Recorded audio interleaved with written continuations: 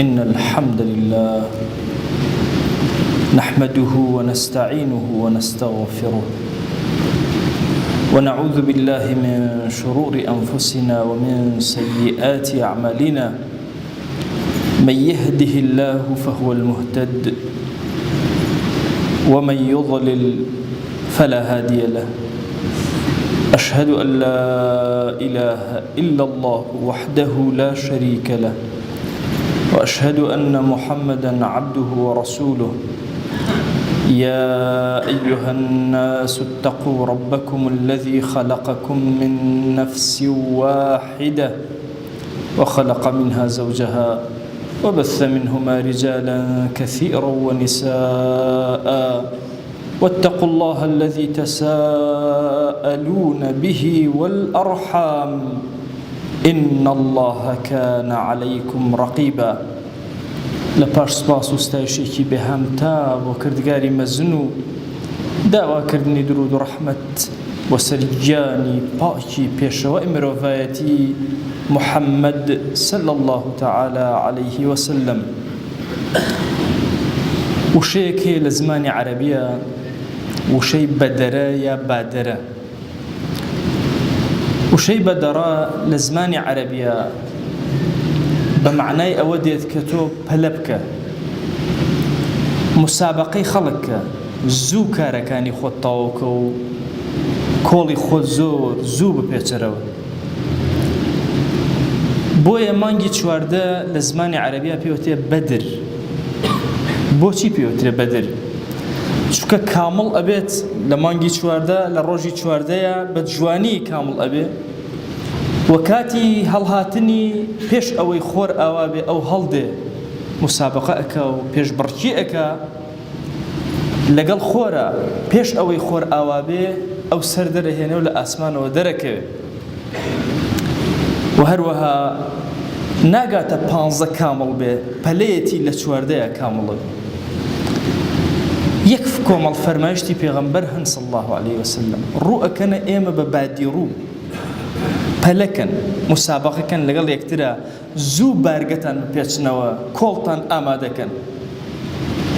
یەکەم فەرمایش لەو فەرمایشتانە خۆشەویست صلی الله عليه وآله وسلم ئەفەرمێ بادروا بالأعمال فتنة ئاگاتان لێبێ پەلەکەن زوو دەست بپێچنەوە بە هەڵبەتان بێ طبعا ئەم دینە هەموو شتێکی تەئەنی و لەسەر خۆیە بابەتی قیامەت و ئاخرەت و کارکردن بۆ ئاخرەتت بریتیە لە پەلەکردن بۆیە فەرمێ سارعوا إلى مغفرة من ربكم پەلەکە یا سابقوا إلى مغفرة من ربكم پەلە بکە مسابقەکەن لەگەڵ یەکترە ئەفەرمێ پەلەکەن لە کردەوەکانتان کۆمەڵە فتنە بەڕێوەیە کە قطع الليل المظلم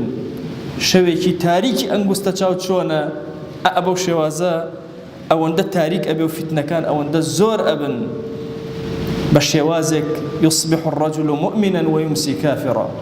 کەسێکی ئیماندار بەیانی ئەکاتەوە بە ئیمانەوە ئێوارە ئەکاتەوە بە کافری یا ئێوارە ئەکاتەوە بە ئیمانەوە شەوی بەسەرایەت بەیانی ئەکاتەوە کافر بوو ئەفەرمێ لەو ڕۆژگارە يبيع دينه بعرض من الدنيا دینەکەی خۆی ئەم بەرنامەشینەی خۆی بە تۆسقاڵێ لە دنیا شتێکی عەرەزی کاتی ئانی لە دنیا ئەفرۆشێ دینەکەی لە دەست ئەدا بۆ تۆزێ مادە بۆ تۆزێ پارە فەرمایشتەکان زۆرن چەندانەیەکیان لە خزمەتتان ناباسەکەم چونکە وشەی بادیڕوو لە هەندێک لە فەرمایشتەکانە بادروا بالأعمال فتنا بادروا بالأعمال 7 بادروا بالأعمال 6 بادروا بالأعمال 4 5 هەموو ڕێوایەتانە هاتوون لەگەڵ کۆمەڵە ڕێوایەتی ترە لە فەرمایشتەکە ئەفەرمێ کورە پەلەکەن حەوشت لە ڕێتانە هل تنتظرون چاوەڕێی ئەکەن چاوەڕێی ئەوە ئەکەن هل تنتظرون إلا فقرا منسيا ئایا چاوەڕێی ئەوە ئەکەن کە فەقیرێک بێتە پێشەوە بەسەرتانە کە منسی بێ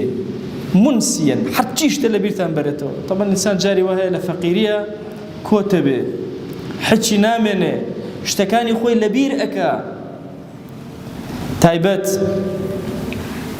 فەقیریە کاتێک کە ئینسان لە ئەواخری عمریا تووشێ بێ لە کاتی پیریە تووشی ئەبێ زۆر شتی لەبیر ئەباتە ئەو فەقیریە بۆیە گەنجەکان عولەما ئەفەرموون پێش 40 ساڵی اقتصادی خۆت کاملکە لە دوای 40 ساڵی تر تۆ پارە سەرفەکەی وردە وردە هیچی پێ نامێنێ لە خۆتا سەرفی ئەەکەی لە دەور و بەرە ئیتر ئەبێت تاڵ کۆتایت پێ ئاگات لێبێ چاوەڕێی چی ئەەکەی بۆ ئەعمالی ساڵح جێبەجێ ناکەی چاوەڕێوەکەی فەقیریە بێ بەسەرتا شتر لەبیر بەرێتەوە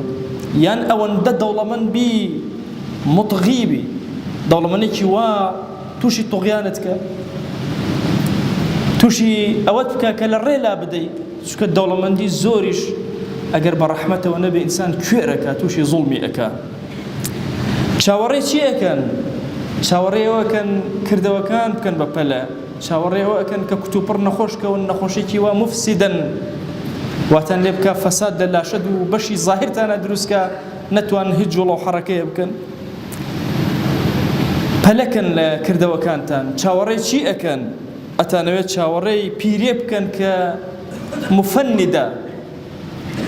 هەرچی بیرۆکە و فکر و قسە و ئەمانە هەیە لە زیهنی تۆیە هەمووی کاولەکە بەسەریەکە مفەنیدە تەفنیدی ئارا و حتا قسەشەکە قسە لە ژوێنی خۆیان نامێنێ ئەوەندە پیرە بی لکەی لا يعلم بعد علم شيئا لە دوای ئەو هەموو علمەی کۆت کردەوە یەکەیەکە ئەیدەیتەوە هیچی پێ نامێنێ ئەو موتن مجهزن یا چاوەڕێی چی ئەکەن ئەتانەوێ مەرگ بێتە سەرتان و کۆتاتان کە ئەوی دەجال یا چاوەڕێی دەجال ئەکەن فەشەڕ غائب ينتظر خراپترین شتێکی غائب کە ئێوە چاوەڕێکەن و بێ بۆتان بابەتی دەجالە یان چاوەڕێی ساعە و ڕۆژی قیامەت ئەکەن فتنەکانی ئەکەن فالساعة أدهى وأمر زۆر کات ئینسان لە باسی ساعە ئەخیر قسەیانە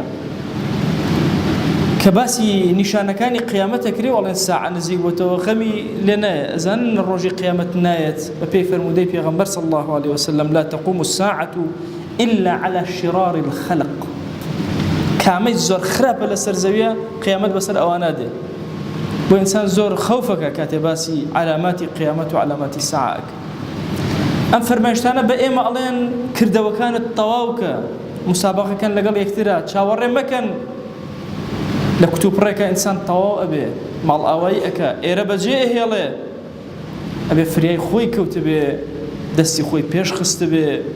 چۆن مانگی چواردە ئاوا گەش و پڕ بۆتەوە ئەبێ هەکبەی پڕ کرد بێتەوە پێش ئەوەی ئەمانە چاوەڕێ بکە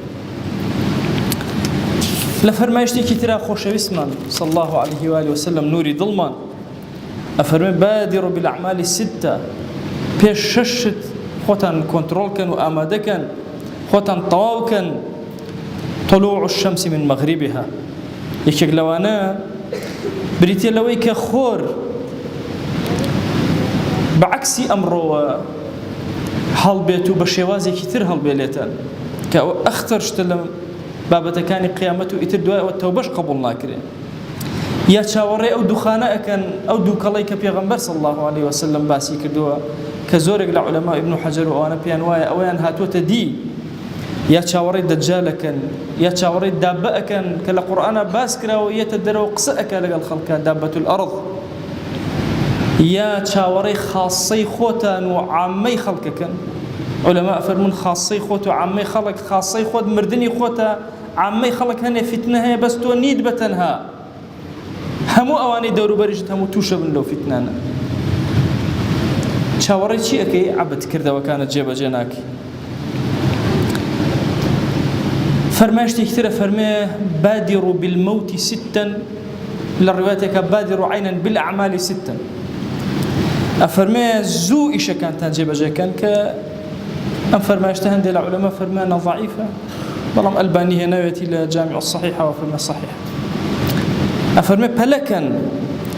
چاوەڕێی ئەوە ئەکەن کە کۆمەڵێ ئەمیر بێ ئەمارەتی ئێوە بکە زۆر سەفیه و بێعەقڵ بن گەورەکاندا بنە بێعەقڵەکانتان دەکردەوەکەن پێش ئەوەی گەورەکان بێعەقڵتان بن بێعەقڵترینی ناو خەڵکە بنە گەورەی خەڵک دەی ئەفەرمێ وەکەثرەت الشەڕەط پەلەکەن کردەوەکانتان کەن تاوەکو شوڕتە زۆر نەبوون واتە بەشی عەسکەری ئیتر ئەنواع جۆر و ناوی لێ ئەنەی هەر ناوێکی لێ ئەنەی باشە تا ئەوانە زۆر نەبوون چکۆ لە نیشانەکانی قیامەتە پەلەکەن لە کردەوەکانتانە پێش ئەوەی حکم بفرۆشرێ کڕین و فرۆشتنی پێوە بکرێ کی ئەبێتە گەورەی وڵات کامیان جاشی گەورەتر بێ ئەویان ئەبێت کامیان زیاتر بدا ئەویان ئەبێت پەلەکەن لە کردەوەکانتانە هەتاوەکو ڕۆژێک نەهاتوە بەسەرتانە خوێن ئاسانترین شتێکە کە ئەڕێژێ هیچ کەس گوێ نادات خەڵک چاوی قایەمە بێ لە بەرامبەر مردنە پەلەکەن لە کردەوەکانتانە پێش ئەوەی قەتیعەی ڕەحم دەست پێ بکە ئیتر ڕەحمایەتی لە بینە نەمێنێ سۆز و عەتف و برایەتی و باوکایەتی و خزمایەتی و پورایەتی و خاڵایەتی و هیچ نەمێنێ قەتعی ڕەحم بێ پەلەکەن لە کردەوەکانتانە پێش ئەوەی واتان لێبێ نەشەئون يتخذون القرآن مزامير ومالك گەنجتان لێ پێیا بێ تازە هەڵکەوتوو قورآن بکەن ئاواز ئێوەش زانایەکی زۆر دانا و عابد کە پێشنوێژیتان بۆ بکەوت دەنگی خۆشنوێ بەلاتانەوە ناڕەحەت بێ یەکێک لەو کەسانە بەلاتانەوە ئاسایی بێ کە نوێشتان بۆ ئەکا پێتان خۆشتر بێ کە دەنگی خۆشترە و سەوتی خۆشترە ڕەحمەتی خوا لە ئیمامی غەزالی بێ ئەفەرمێ زۆرن ئەو کەسانەی کە گوێ لە قورئانی پیرۆزەگرن لەبەر خاتری قورئان نییە لەبەر خاتری سەوتەکەیە فەرمێ هیچ ئەجرێکیان دەست ناکە بۆچی گوێ لە قورئان ئەگری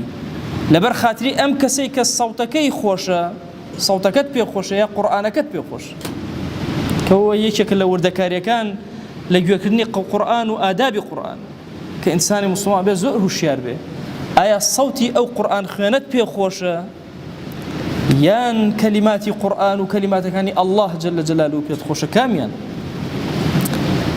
ئەفەرمێ ئەلەو ڕۆژەیە يقدمون أحدهم ليغنيهم بۆی گۆرانیان بۆ بڵێ كأنما صوتي أم قرآن تنها أوان لحنكيان بلاوە گرنگە وإن كان أقلهم فقها بالها مشيان فقهي كم تربي هيش حالي نبي هيش شارزان نبي عزيزان همو أم فرمايشتاني پیغمبر صلى الله عليه وسلم لقال أوا هندك نشاني قيامتي تيايا بابتشي گرنگی تیايا أوش أوه پلكتو أي عبد آزاب أي عبد دس پیش خريك أي عبد خود كوكروا بارقت طواوكا رحمتي خوالا أبو عبيدة جراح بروي كردة جيشة كيف فرموي بادروا بالأعمال الصالحات الجديدة على الأعمال القديمة الآثمة فرموي أي جيشة كم ورن بيكوا دس بيبكين بلكين مسابقة كين لخسر كومالا كردوي تازة بسر أو كردوا كونا خراباني كردومان همومان يكول جناه بكول ما نو أبي هريك لإما حساباتي أمي خوي كردبي يا مرقت كوتاتك يا يكلم نشانان قيامة دي أنا دي هم وتي پیغمبر صلى الله عليه وسلم وكل رجل نجينا دي إتر أميري سفيه بويه إتر فريانا كوي أمريكي عامية توشي فتنة بين هم ما لو تراكين هم ينفرماشتان خود توك مكا هم الرجل درقاي مزقون نكراوتو أزان چن ولات هبوا لما يجي أمتي إسلامية درقاي زور لإيما والاتر دواتر يكسي جرأتي وينكرو بشتنا مزقون بتاريخ أندلس ما لبير شوتو لبر بيكالشي مسلمان لبين إخوان واختلاف لبين إخوان وفروشني حكميان أمتي إسلامي وهاي لهات تنانات بو يك جاري جنينة تواني قاش بخنا ومزقوتا كانيان همويان ترحيل كران در كران مسلمان أوروبا لمسلمان باكرا ويسور دو دفع تحدثي بيكرو بإذن إخوة بو يأمي إيمان دار لم كلماتي بادروي پیغمبر صلى الله عليه وسلم أبيت شك خومان توك مكين لعل أو لحظيك لبرانبر فتنة كان أوستين كردوانك من هبه برزي كينوا خوا جل جلاله بو أو كردوانوا سرمان برزكاتو لفتنة كان رزقار مانك خوا جان إما داوال لي أكين بناوي جوانت بصفتي برزة باسمي عظمت رحمته بزيو كرمي خود بسرمانا ببارنا إلهي داوال لي أكين يا رب العالمين گوناهانێکی زۆر بەرزمان کرد و عەفومان کرد لەم زەمەنی فتنەیە یا ئیلاهی لە فتنە بمان پارێزە ئیلاهی داوا لێکەین بە ڕەحمەت و کەڕەمی خۆت فتنەکان شەو ڕۆژیان نییە هێرشیان بۆ هێناوین ئێمە لە زەمەنی فتنەن یا ئیلاهی بەخوا چارەیەکمان نییە تەنها پەناگرتن بە تۆ نەبێ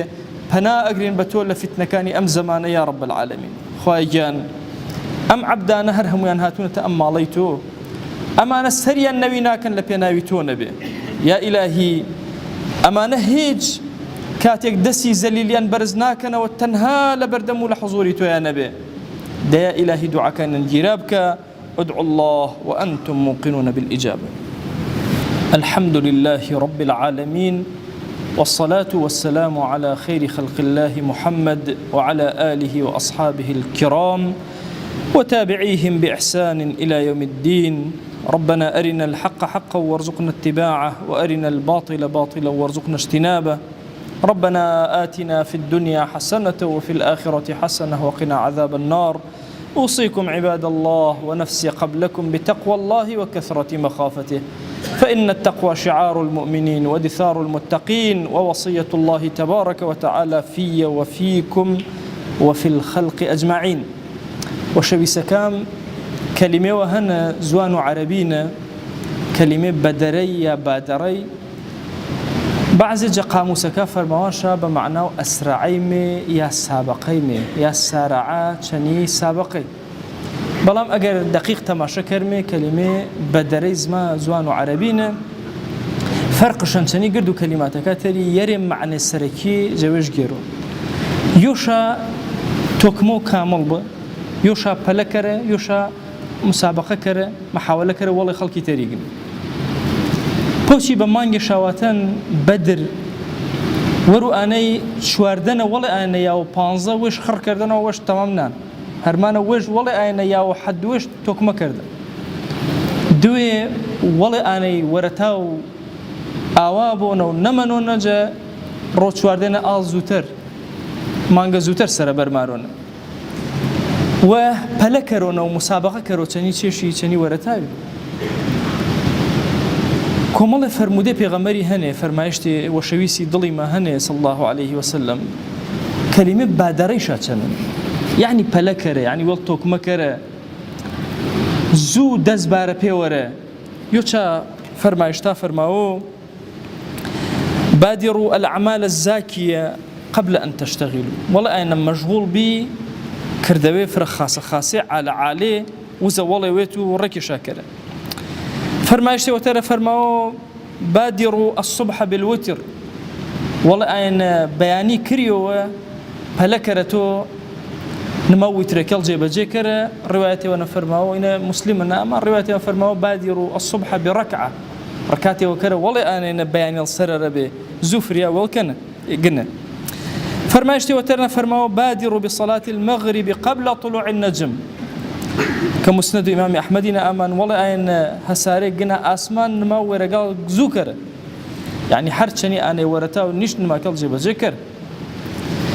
بوتشيز مزيكاوي ما نفروكاتي انتظار بين ما ورقاي مكريو راست أخوان ما كده اسمنا كرمه ورخاتو فرماشتي بيغمبري صلى الله عليه وآله وسلم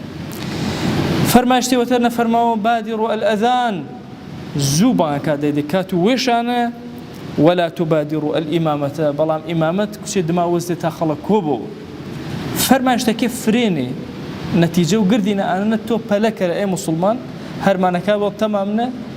هول دا زو والتوك مكاري وكلو بلكال بيشيو والحاضر كري ولا أنا فتنة كبيا ولا أنا مصيبة كر والكرانا ولا أنا كاتكل بسربشا فريا والقنا تا رب العالمين بركته ورحمته ويجمجو ملترى يوبي شاكا ساكا مسابق خيرني كسارعني وبلكري بي ياوي بلقاي خواي جل جلاله داوا كرم جزاتو باكو پروردگاري جيو چا عبدا ما قبول كرو كچي مسابقنا سركوتي بينمو تاوان ما ك مزيكا خواي شي زمن فتنه اواني كرمو. واوصيكم ايضا بالصلاة والسلام على رسول الله حيث أمرنا الله تبارك وتعالى في محكم تنزيله قائلا إن الله وملائكته يصلون على النبي يا أيها الذين آمنوا صلوا عليه وسلموا تسليما. اللهم صل على سيدنا محمد وعلى آل سيدنا محمد، وبارك على سيدنا محمد وعلى آل سيدنا محمد، كما صليت وباركت على إبراهيم وعلى آل إبراهيم إنك حميد مجيد. اللهم اغفر للمؤمنين والمؤمنات وللمسلمين والمسلمات ولمن أنشأ هذا المكان. اللهم أعز الإسلام والمسلمين وأهلك الكفرة والملحدين. اللهم انصر من نصر الدين، واخذل يا رب من خذل الإسلام والمسلمين. اللهم آت نفوسنا تقواها فزكها أنت خير من زكاها، أنت وليها ومولاها. آمين آمين، والحمد لله رب العالمين.